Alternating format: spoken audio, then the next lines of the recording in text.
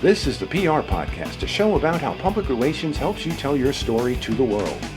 We talk with great PR practitioners who have the skills, creativity, and just plain savvy to get their clients noticed. Now here's your host, Jody Fisher. Hey everyone, and welcome to the PR Podcast. I'm Jody Fisher. Thanks for joining us. Well, make sure you tuned into our YouTube channel. Tune in? Is that the right phrase? That's the one we're going to use. But we're on YouTube, and you can watch episodes as well as listen to them. Now, we're on all your favorite podcast platforms, Apple and Spotify, but you can only listen there. And I think it's much more interesting to watch the show. You can get to know our guests just a little bit better. You can skip over the parts with my face because I got the face built for radio, but our guests do not. So check us out on YouTube. We are at the PR Podcast. Make sure you put the in there.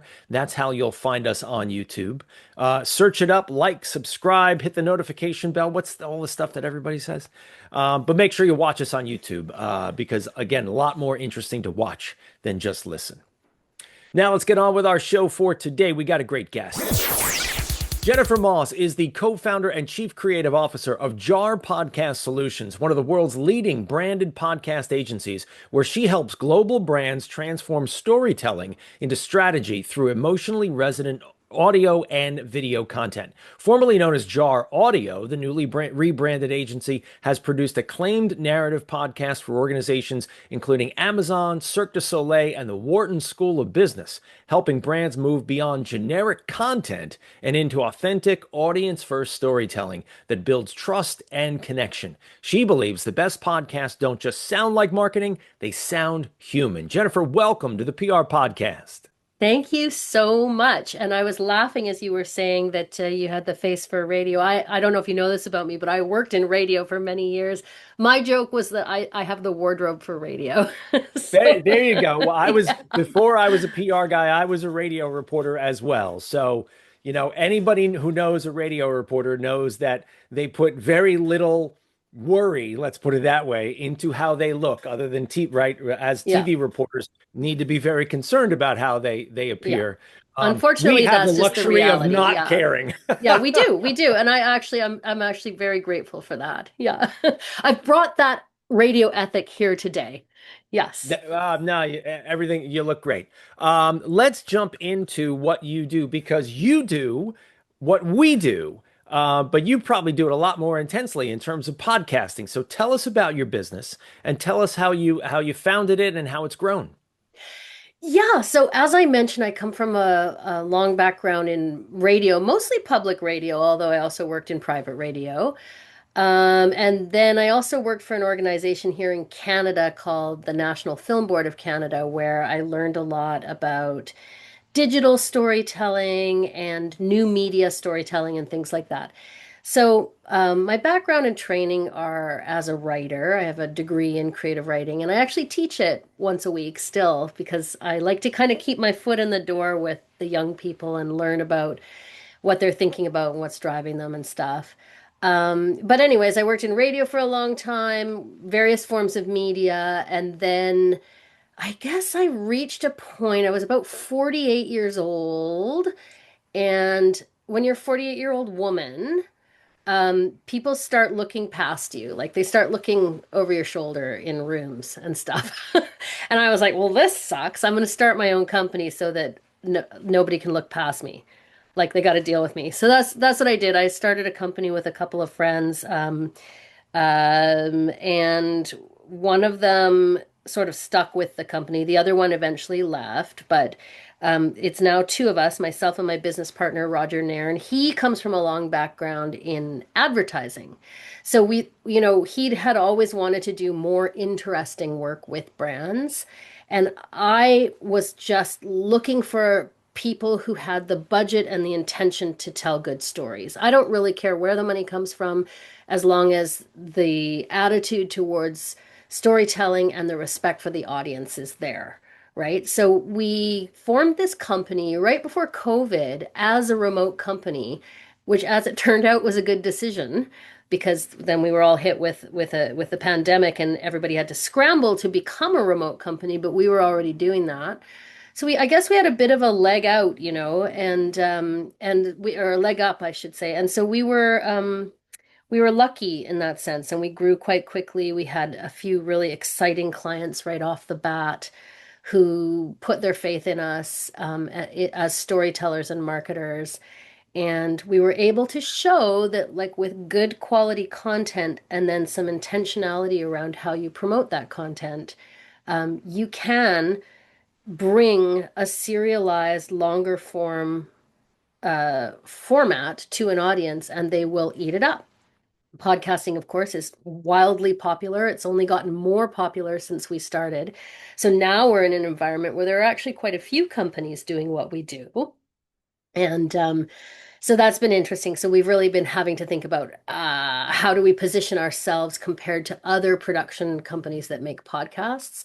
And I think what sets us apart is our emphasis on strategy and on really, really kind of kicking the tires of the show before we launch it and figuring out who is the audience and not just who are they and where are they, but what do they need? What do they want? Because I find working with brands, they often come in with like this strong attitude of like, here's who we are and here's what we want to tell everyone. Almost kind of, I call it the bullhorn approach. And that just doesn't work with podcasting because, especially audio podcasting, it's a very intimate space. You're like literally whispering in people's ears, right? So you have to respect that space and try to give really nice quality and value to people. Otherwise, they will simply go choose something else. They'll go listen to their favorite song or whatever. So yeah, so that's kind of, I think, what distinguishes us. And JAR stands for Job Audience Result, which is the filter that we put every show through. And I'll fill you in on that if you're curious. But just suffice to say, we bring an intentional approach. Yeah. Love hearing that Genesis story. So many people, there are so many podcasts, right? And I find, at least I run into clients that say, "Ooh, we want to start a podcast," but really don't have an appreciation Yeah. for one, how to do it, two, how much work it's going to be, and three, how you get beyond the first five episodes. Um, Yeah. how do you approach developing a podcast with a client? Well, I would add a fourth hurdle there, which is they may not even be able to define what a podcast is. Because podcasting has morphed and changed over the years. So it started out as audio only RSS feeds. And even within that, it could be a one-to-one interview, it could be a panel style interview, it could be a narrative podcast, which is more like the NPR style of podcast, where it's a combination of narrated content, in-scene recordings, and clipped interviews. So kind of braided together like a mini documentary. There's narrative fiction podcasts, which are scripted. There's just a lot of options that people kind of gloss over when they think about a podcast. They think about this kind of one-to-one format like we're doing right now, which is that's the deep dive audio format, or, it's the deep dive podcast format.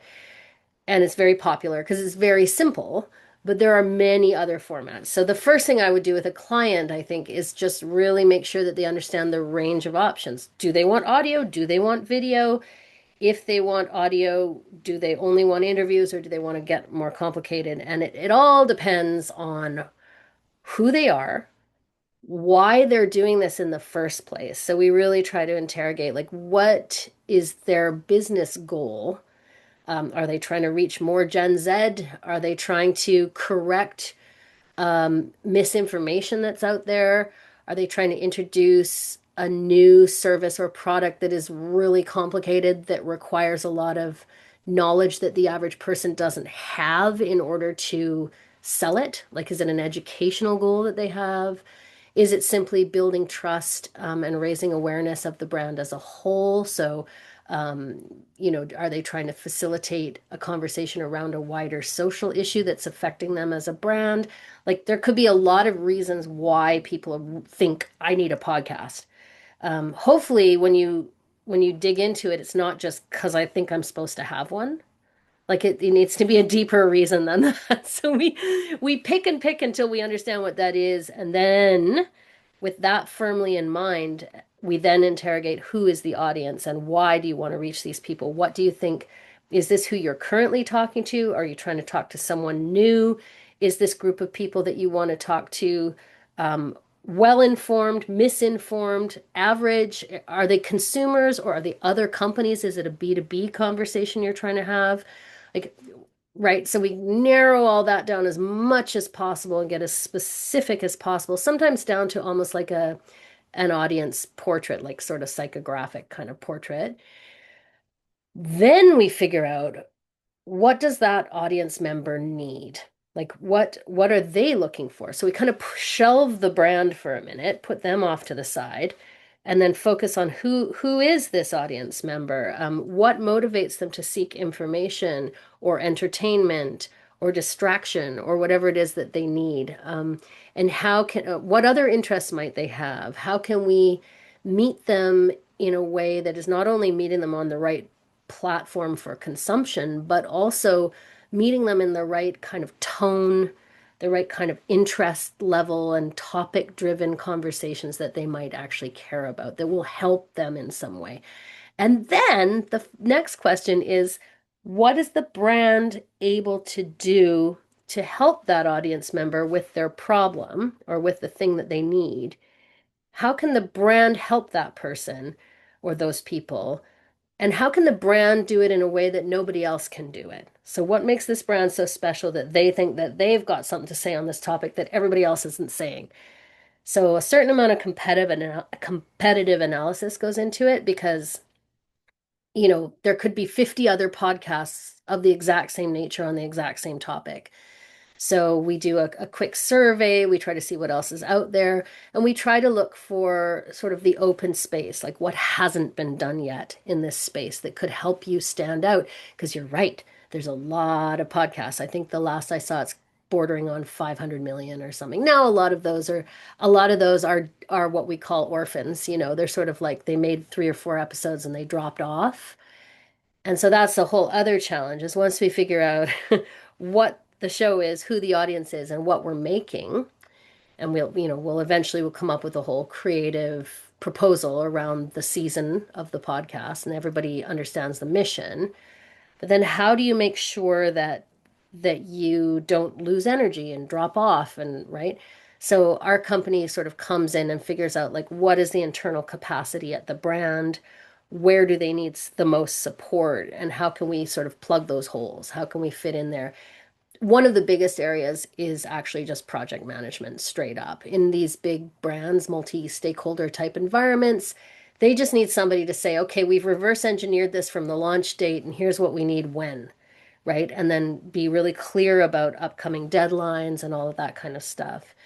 We get super clear on regulatory frameworks. We get super clear on, like, who in the organization has the power to say yes or no to an episode, and how much time does that person need to consider each episode.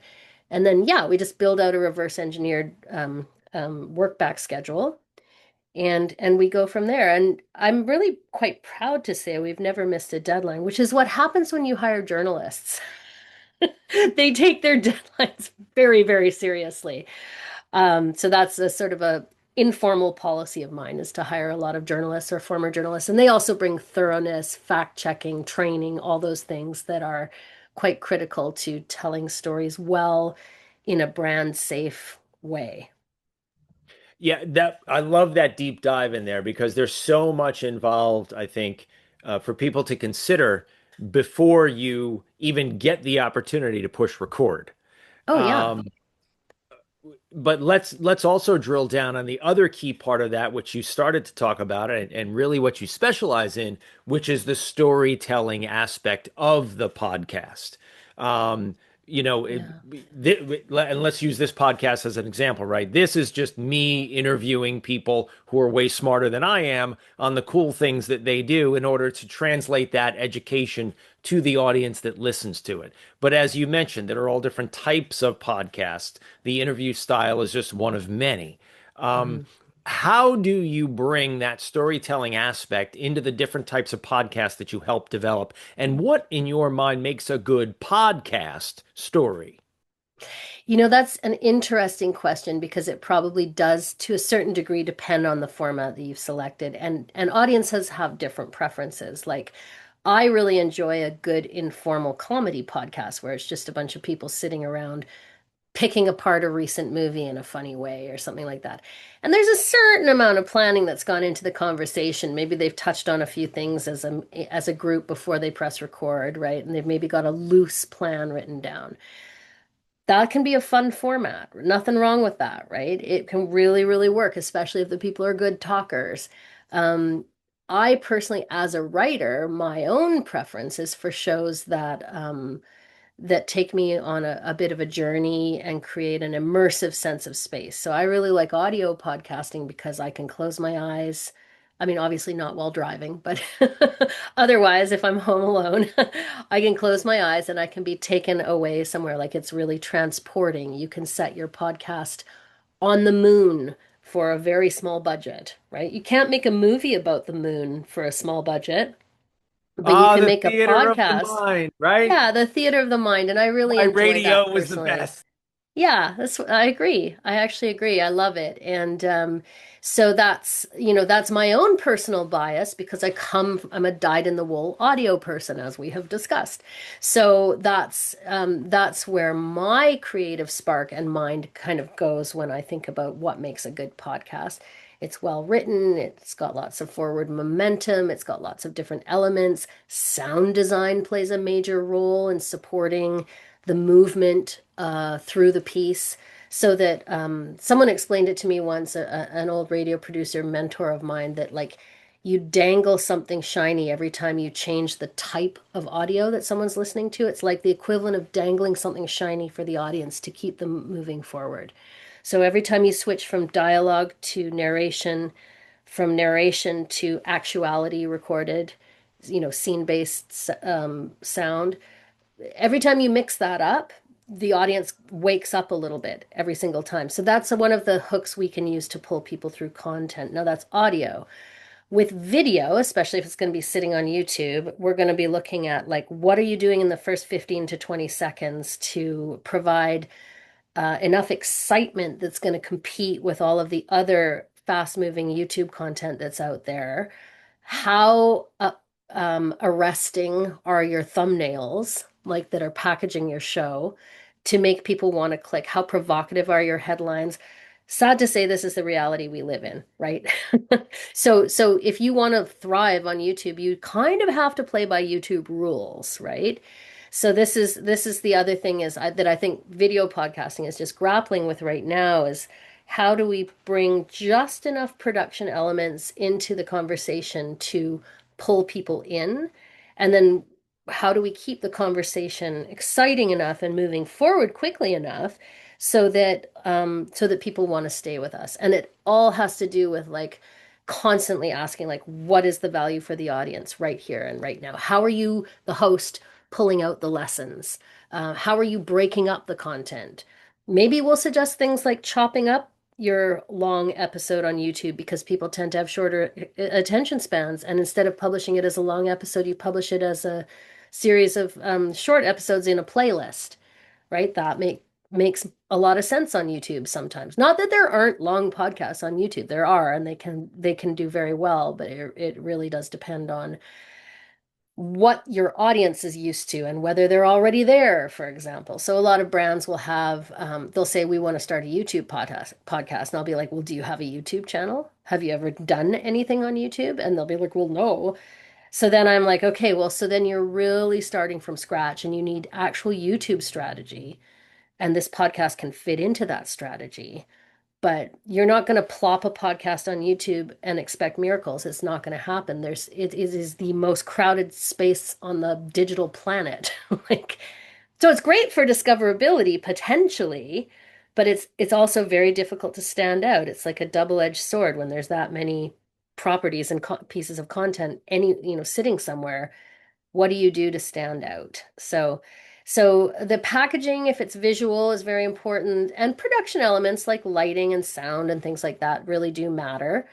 And then with audio, to me, it's about changing the pace every so often. Um, they're very different formats, right? Like audio has a lot tighter dialogue editing, for example. You wouldn't do that on YouTube because you'd make everybody all choppy, like, you'd be cutting every 3 seconds if you did a radio edit on YouTube. It wouldn't work. So they're different formats, and I think people don't recognize that from the outside very well sometimes. Like they tend to just throw up something on both and be like, let's hope for the best. And to me, that's just like if you went fishing and you didn't think about the conditions, like you didn't think about like how deep is this water? What kind of hook does this particular type of fish like? Should we use a net? Should we use a hook? Right? This is what media and spreading media messages right now is all about. It's about thinking about like what are the constraints and possibilities of each platform and format, and are we meeting them the best we can? Yeah. Is there a way that you decipher with your clients how to put that audience first in the storytelling? I mean, let's Yeah. take, I'm not beating anybody up here, but let's take Amazon, right? A big company that you've Yeah. worked with. Yeah. How do you get into the audience first storytelling part of that to develop the content that you're trying to make that resonates with the people who are going to see it? Because I would imagine, again, not beating up Amazon, but you go to Amazon to buy whatever you want to buy and you're out, right? How do you Yeah. And turn you're that out. into a Yeah. story? So that's an interesting example.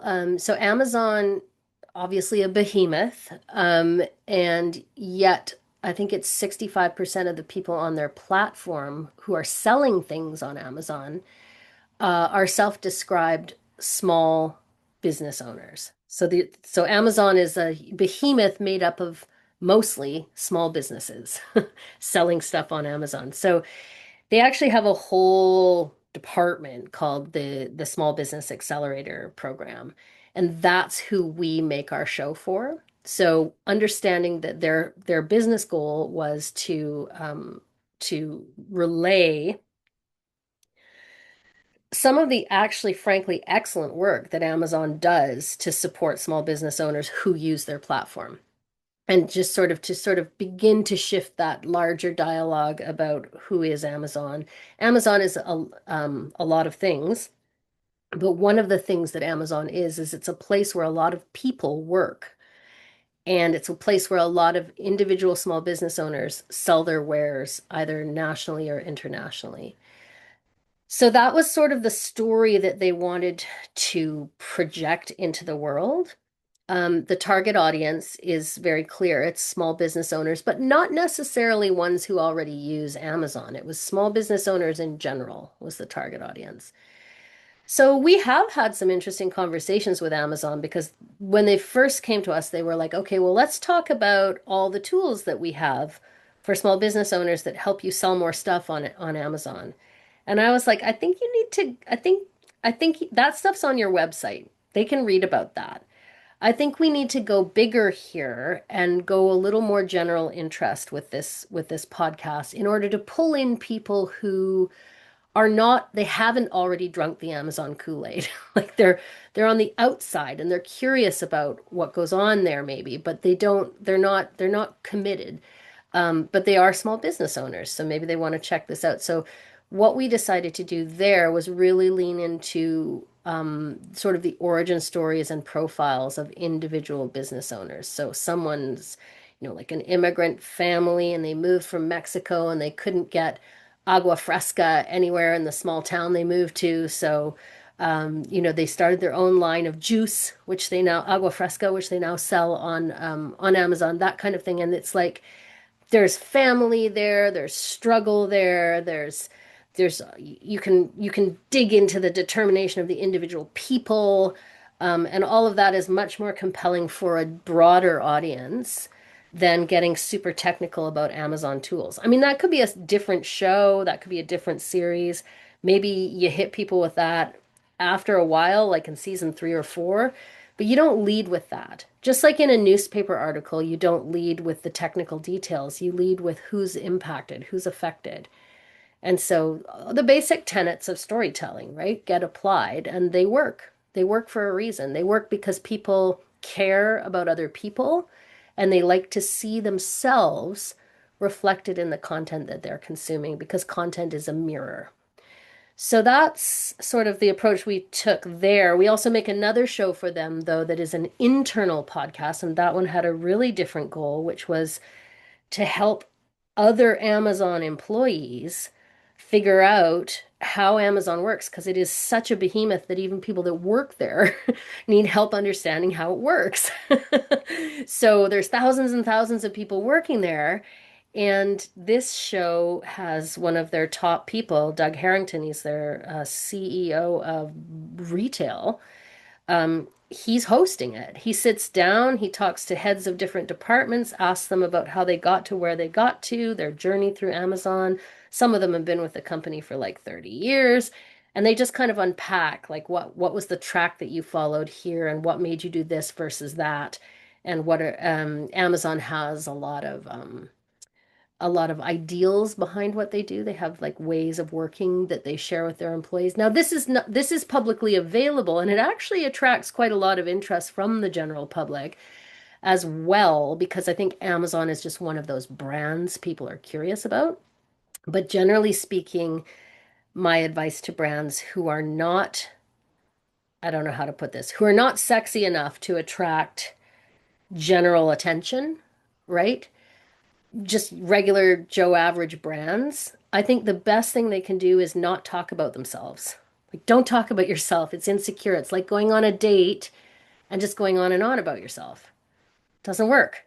Doesn't work. Doesn't work unless you're some sort of celebrity, you know? So, yeah. So No, that's no one is as interesting as we think we are, right? nobody is. I'm definitely not. So, yeah. But yeah, so that's our philosophy is don't talk about yourself too much. Focus on what the audience wants. Focus on telling an interesting story about people that where the audience will see themselves and their experience reflected. Closing thought here. Podcasts have changed so much over the last couple of decades, gone through so many different kinds of revolutions. Where is podcasting going? Where do you see it going in the future? And what is its value? It's really interesting. So right now, I think there's something like 50% of, I just read this, that 50% of podcasts out there are some sort of AI induced slop, right? Yeah, no, I know. I'm sorry. I'm sorry to upset you.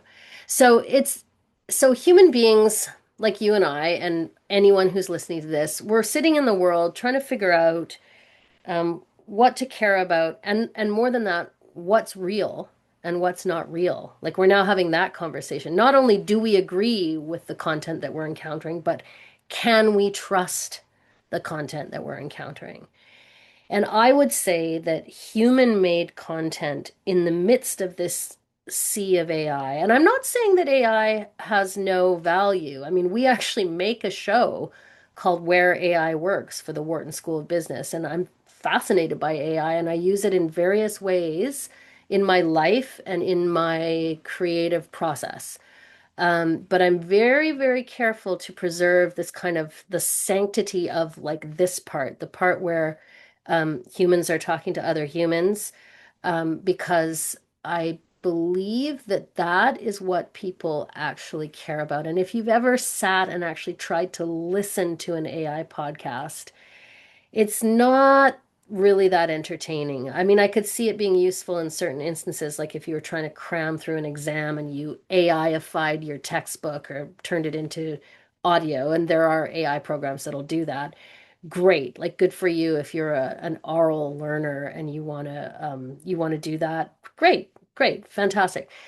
But it still sounds a bit robotic. And even if they get it to a point where it doesn't, which they are not at yet, but if they get it to that point, I still think that people care about context. Like, let me put it to you this way. If you're listening to somebody talk about surviving stage 4 pancreatic cancer, would you care more if they were a human being who had survived stage 4 pancreatic cancer, or would you care more if they were an AI sort of fake person saying that they had survived pancreatic cancer? Like context matters, right? And so if you're the kind of person that's like, I don't care where the info comes from, I just want the info. I don't even really care if it's accurate. Fine. Good luck with your life. But I think most people actually do care about context. And so I think where podcasting is going is it's going to get a little more show the strings. It's going to be like the DIY nature of podcasting is actually a strength. It's a feature, not a bug, right? And so that's something that I've been thinking a lot about. Yeah. Love that. We're going to watch to see where podcasting goes because, we're kind of interested in it here on the Kind of. show. Yeah, I'm fairly interested. Yeah. Jennifer, thanks for joining us today. We really appreciated your perspectives. Of course. We are not done with you yet, however. We are going to segue now into the rapid fire question portion of our podcast. This is where we steal a page from the inside the actor's studio. We ask our guests a series of rapid fire questions meant to elicit a simple answer, maybe a laugh or two with your indulgence. Okay. Jennifer Moss, let's begin with rapid fire question number 1. What is your favorite news source? I like the Tyee newspaper here in Vancouver, British Columbia. It's long form, very well researched journalism. I also like the CBC, which is our national broadcaster. I was raised on it. So we love public radio. We love public radio. Rapid fire question number 2. What's your favorite social media platform? I'm gonna have to say probably Substack right now. I'm starting to get into it. And I don't know if that counts as social media. I think it does. And I'm also into, all my elderly relatives are still on Facebook. So I still use Facebook, which I realize makes me a bit of a dinosaur, but that's okay. I have a bit of a TikTok addiction, so I have to I turn it on and off because I can get very sucked into TikTok very fast. So I think that's the point of TikTok. Exactly. And I just I love TikTok. I just don't have time for TikTok. Yeah. Let's throw in a to be here.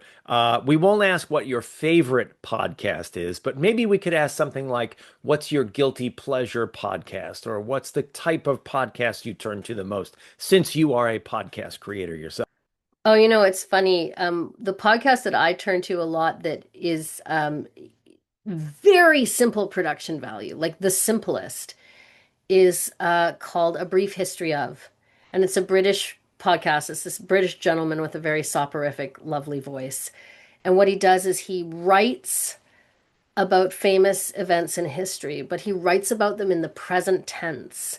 And he describes them really well. It's just really well written. So as a writer, I just appreciate it. It's basically a monologue where he talks about it's 1492, Columbus wades through the swamp, and it's kind of like he kind of sets you in this moment in time and takes you there mentally, and it has a little bit of supporting sound, not much. Very, very simple production and just very well researched, very well written, super compelling. I love it. I like that. We'll put the link in the show notes for that one. There you go. Back to the questions. Rapid fire question number 3, coffee or alcohol? I would put alcohol in my coffee.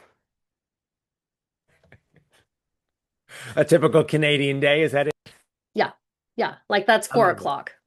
Yeah. I love it. I love it. Rapid fire question number 4. What's your favorite on the run food? On the run food? Wow. Okay, so we have a lot of Vietnamese restaurants in my neighborhood, so I really like to go and grab a nice warm crumbly banh mi, like the Vietnamese submarine sandwich, right? It's like Subway, but way better. Those are good. Nice. And rapid fire question number 5. What do you want to be after you finish this career? Oh, I love this question so much. If it's not too late, I'd like to go and work for the Muppets. That is awesome. Do you have a favorite Muppet? I do have a soft spot for Kermit, but I also really like Beaker. But I just love Jim Henson and think he's a creative genius and someone that I've looked up to my whole life. So yeah, it was sad to hear about Sesame Street, but I think they're reincarnating themselves somehow. Something exciting is going to happen there. Yeah, I believe that they're on Netflix now. That's what I heard is they've moved. As long as the kids can watch the Netflix for free. Yeah, right. I grew up on Sesame Street. It's a formative piece of my childhood. I would not be able to read if it wasn't for Sesame Street. So and count. Don't forget to count. 1, and the 2, count. 3. Yeah, that guy. Yeah. Yeah. Well, Jennifer, thanks so much for joining us here today. Please let people know how they can find you online. So I think the best thing is to just go to www.jarpodcasts.com. And there's forms on there. You can contact us. And, like we're always just happy to answer questions, like no pressure. If people just want to know more, are thinking about a podcast, feel free to reach out. Love it. We'll put it all in the show notes. Thanks again, Jennifer, for joining us. And thank you, everyone, for listening. Please remember to subscribe to the show. Connect with us on Facebook, Twitter, Instagram, and TikTok at The PR Podcast, and send us a question or a comment. Our intro is by Christopher Appold. You can find him and his fantastic photography on Instagram at Christopher_APPOLDT. Check him out there and hire him for all your photography needs. You can find me online at Jody Fisher on all the socials and on the web at jodyfisherpr.com. We'll see you next time on the PR Podcast.